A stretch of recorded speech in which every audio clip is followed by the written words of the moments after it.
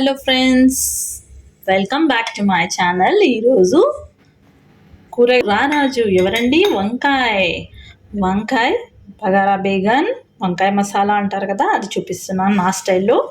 దీనికి కావాల్సిన పదార్థాలు: పెద్ద సైజ్ 3 ఆనియన్స్, ఇట్లా పెద్ద పెద్ద సైజ్ కట్ చేసుకున్నాను. కొంచెం షాలో ఫ్రై చేస్తాను, దీన్ని పేస్ట్ చేసుకుంటాను.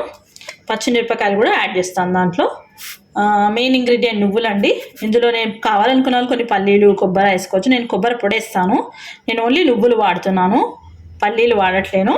కావాలనుకున్న పల్లీలు, నువ్వులు, కొద్దిగా కొబ్బరి లైట్గా వేయించుకోవాలి, నూనె వేయకుండా వేయించుకొని పొడి చేసుకోవాలి.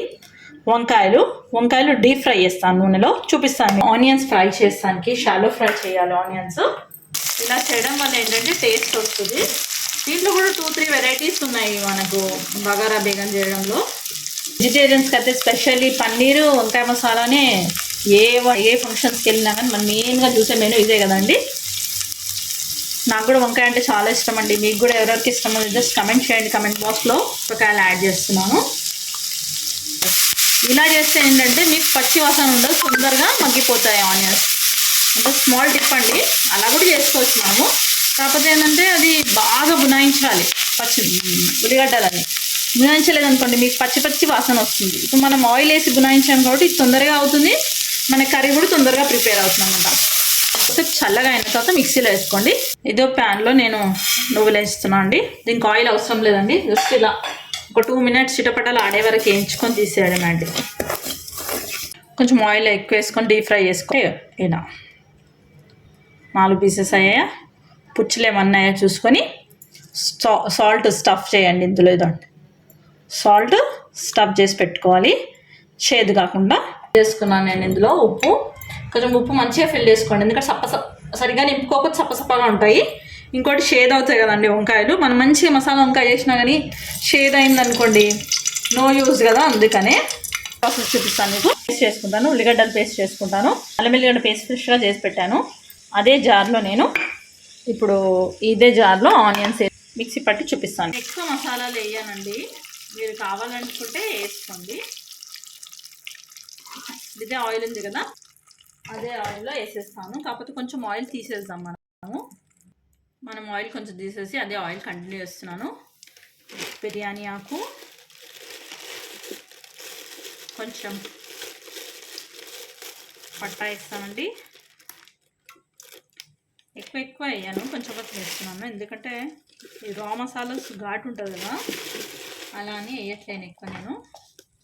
మీరు కావాలనుకుంటే భోజ్వార్ మసాలా, స్టార్ పువ్వు అన్నీ వేసుకోవచ్చండి, మీకు ఏం కావాలనుకుంటే వేసుకోండి. నేను 2-3 లవంగాలు, ఇలాచీ కావాలంటే వేసుకోండి, నేను ఒకటి వేస్తున్నాను. బగారా బేగన్ అంటాం కదండి, అందుకని ఇవన్నీ వేస్తాం మనం. ఇప్పుడు వచ్చేసి నేను ఆనియన్స్ని బరకగా పేస్ట్ చేశాను, మరీ మెత్తగా పేస్ట్ చేయలేదు. చూడండి, ఆనియన్ కనిపించినట్టు పచ్చిమిరపకాయలు బాగుంటాయి. డైరెక్ట్ ఆనియన్స్ పేస్ట్, పచ్చిమిరపకాయ పేస్ట్ వేసేసి బాగా ఆ వాసన పోయే పచ్చి వాసన అండి. చూడండి, పసుపు,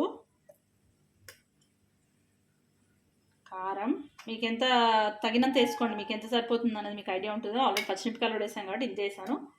కొంచెం వేయించిన జీలకర్ర, ధనియా పౌడర్ లాస్ట్ కూడా వేసుకోవచ్చు, కాకపోతే నేను ఇందులో వేసేస్తున్నాను ఇంకా మళ్ళీ. ఓకే, ధనియా పౌడర్. తర్వాత మనం కొబ్బరి పొడి వేస్తానండి కదా, కొబ్బరి వేయలేదండి, కొబ్బరి పొడి సరిపోతుంది నాకు. సరిపోయేంత సాల్ట్, మనం వంకాయల్లో సాల్ట్ నింపాం కదా ఆల్రెడీ, చూసుకొని వేసుకోండి. అల్లం వెల్లుల్లి పేస్ట్ మీరు ఆయిల్లో ఫ్రై చేసుకోవాలనుకుంటే ఆయిల్లో వేయండి, నేను ఆయిల్లోనే వేస్తాను, లేదంటే మిక్సీ పట్టుకోవచ్చు. ఇప్పుడు మనకు మెయిన్గా టమాటోస్ కూడా కట్ చేసేస్తాను, బట్ ఒకసారి తిప్పాక వేస్తాను టమాటోస్. ఓకే, చూడండి, ఆల్రెడీ మనం పేస్ట్ చేసాం కదా, దాంట్లో పెద్ద సైజ్ 3 టమాటోస్ తీసుకున్నాను నేను. మనం ఫస్ట్ వేస్తే నువ్వులు కొంచెం కావు కదా, అందుకని ఇప్పుడు వేసాను. ఇందులో మీరు ఒక్క రెక్క చింతపండు, కొద్దిగా రవ్వంత, అంటే ఏంటంటే చింతపండు, టమాటో వేసాను కానీ కొంచెం చింతపండు వేస్తున్నాను నేను. మీకు కావాలంటే వేసుకోండి, లేకపోతే స్కిప్ చేయండి. పేస్ట్ రెడీ అయింది. దీంట్లో మనం వాటర్ కలుపుకోవచ్చు. ఆల్రెడీ మనము ఇది బ్రౌన్ కలర్లో వచ్చేసింది చూడండి, ఆనియన్స్ ఆయిల్ రిలీజ్ అయింది. మనం పచ్చి అయితే ఇంకా వేయించుకోవాల్సి వస్తుంది, మనం ఆల్రెడీ వేయించాము కాబట్టి మనకు తొందరగా అయిపోయింది. ఇప్పుడు ఇందులో అల్లం ఎల్లిగడ్డ పేస్ట్ వేసుకోండి, ఫ్రెష్ది. నేను కొంచెం ఎక్కువ వేస్తున్నాను, అంటే ఇందులో కర్రీలో వేస్తే బాగుంటుందని.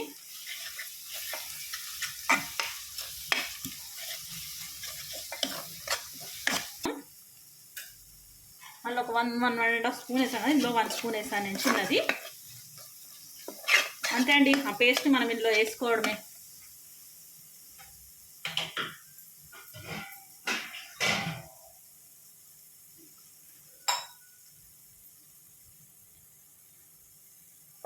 ఇదా పేస్ట్లో కొంచెం వాటర్ కలిపేసాను, ఎందుకంటే గట్టిగా ఉంది కదా అది.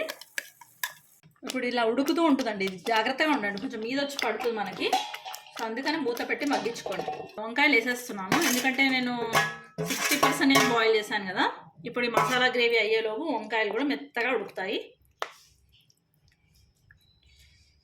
పుదీనా వేసాను, కొద్దిగా కరివేపాకు వేసాను. ఆయిల్లో వేసుకున్నా ఓకే, ఇలా వేసుకున్నా ఓకే.